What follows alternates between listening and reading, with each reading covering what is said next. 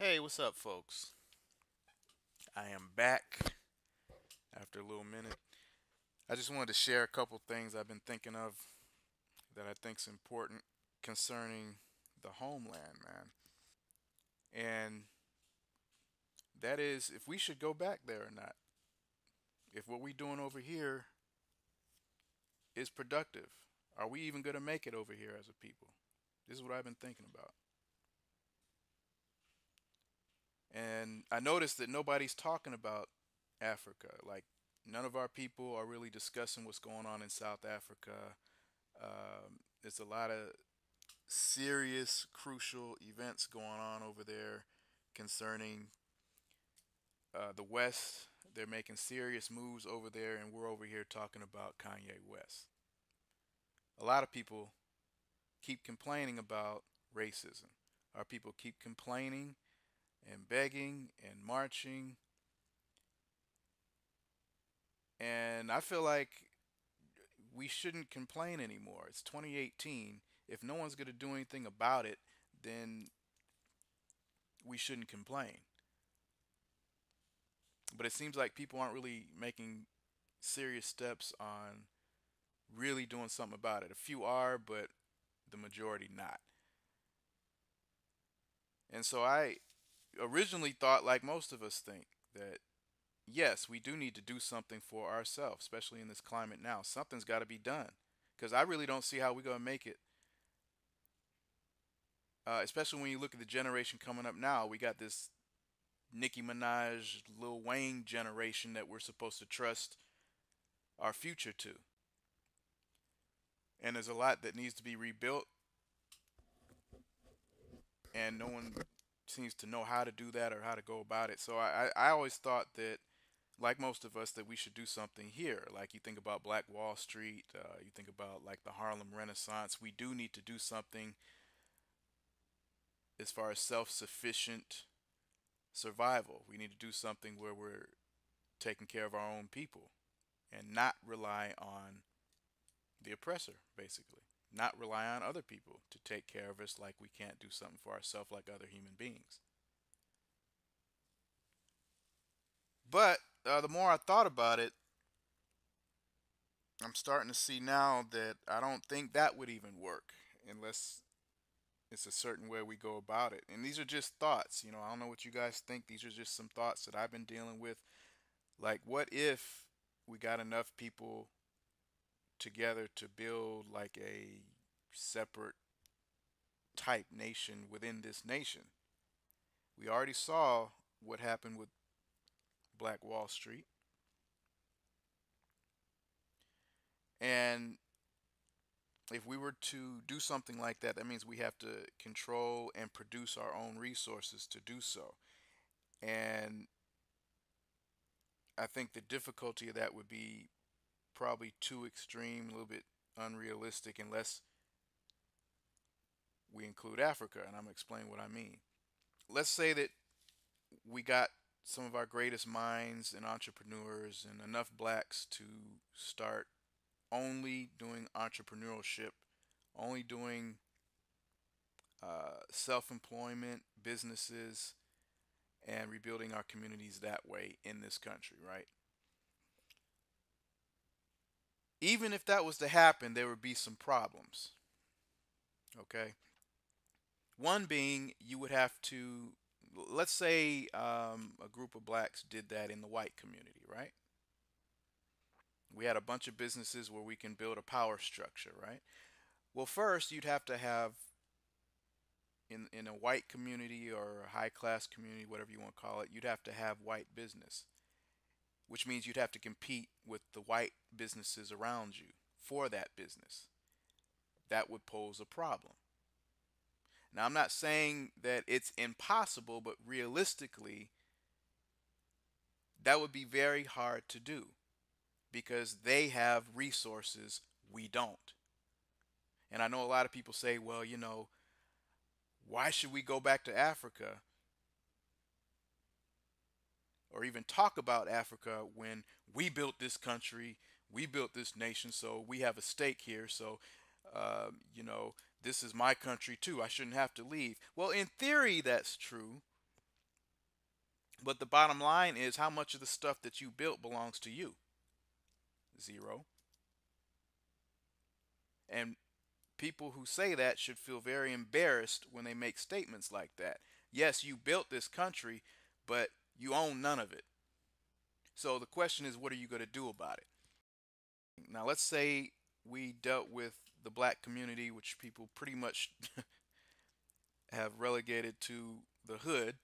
Let's say we took over our own neighborhoods and started building businesses and all that. I hear people talk about that a lot. Start building power bases with entrepreneurships and different stores, restaurants, maybe grocery stores, stuff like that. Let's say we, and even the beauty supply stores. Let's say we started taking back our community and taking over the businesses and trying to create an economic base for our own selves from our own selves that way. Well, there's a problem with that. We'd have to compete with the foreigners. We'd have to compete with the Chinese and the Arabs and everybody else that has the businesses right now in those areas. And let's say that if that was to me, this is just my thoughts, if that was to be successful in any way, you'd have to have some type of product that all of the people in those neighborhoods want for it to be successful. Because again, you're competing with what's already established. So it has to be something everybody's going to want. And even if you do that, a lot of our people's mindset is the next problem. Just because you got a bunch of black businesses, we assume that our people are going to flock to those places. Well, our people's minds are so screwed up, not necessarily. Because your prices would have to be competitive with everybody else. Otherwise, most of our people aren't going to care whether it's us or not. Most people aren't on that black power tip. Most of our people don't care about having power, have no knowledge about how important it is to have power. They just want what they see and what they want and want what's on TV. They're not even thinking about that. So if we're going to rely on those people to grow our own industries, then that's another problem. So if you were going to do that,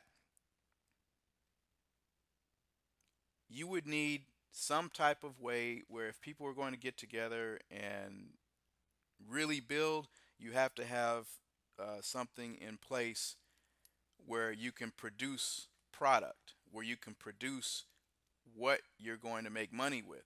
And we don't have that. And one of the main things you need for that is land. So, if we were to do that, then you'd have a way to get all of these things, resources into these store shops from this is what the Chinese do, this is what everybody else does. Um, they're able to have a monopoly on the businesses over us because they got China, they got other places where they can siphon in resources. We don't have that. And this is where Africa comes in. So this is why I think if we're going to fix this problem and be in a better situation, we got to include Africa. I don't think we can do it without Africa. And I've heard that before, like, so goes Africa, so goes us. If we're going to make it, we're going to have to make it together. And I think this is true because Africa is the richest in resources as far as any continent on the planet. And so I think I can understand now why there's so much distraction and why there's so many people putting out tactics to stop us from connecting with Africa. I think a lot of this distraction, including religion, is put in place to keep us disconnected from our home because that keeps us out of power. And we've been sleeping on this too long. So now you might say, well, Africa's jacked up too. You know, white supremacy, they got them by the neck as far as controlling the resources. This is true, But at the same time, the difference with Africa is this. In Africa, you got our people who are the majority rather than the minority. You have more land. Like I said, you also have the resources there. And if you were going to build and purchase things, whether they be houses, businesses, or whatever, from what I understand, it's cheaper to do it over there, and there's more need of us to do it over there than over here. And the Westerners that are sucking up the resources from Africa, they're doing it from Europe. So, and the people that are, the blacks that are put in leadership positions have been put there by the white establishment for their benefit. I think that if we were to build, or at least start building something over there, we'd have a better chance of growing something substantial in a shorter amount of time. We'd have resources and connections we can use over here so that we can have some type of chance competing in this society. I don't think we'll have a chance any other way. So I think it'd be more powerful if those that are on that same wavelength here and in Africa, if they got together to do that, I think that that would be a better situation. That's just me. I don't know what you guys think. That's just something I've been thinking about. Like, I don't think we can ignore Africa anymore because this generation coming up now is done. I don't know how. If we don't do something now, I don't see how we're gonna ever get out of this. I don't see how it'll just be a downward spiral if something's not done now. There's too many things working against us. Like I said, the mindset of most blacks, we're divided because of things like religion. Um, even the very mention of separating and doing something for ourselves, that brings division, that brings attack from your own people. Everybody has an excuse or some reason why we shouldn't do this, but everybody else is doing it. Everybody, we're the only people that will fight our own people who are trying to get you power. I don't understand that. If you look around, everybody else has got power but us. What are you arguing about? And I'm going to do a live stream Sunday, like Sunday evening, maybe about 8 or so, about this, titled Black Power Under Attack.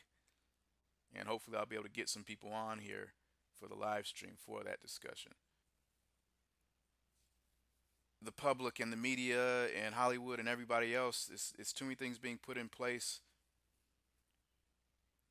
in propaganda that's working against black power in so many different ways.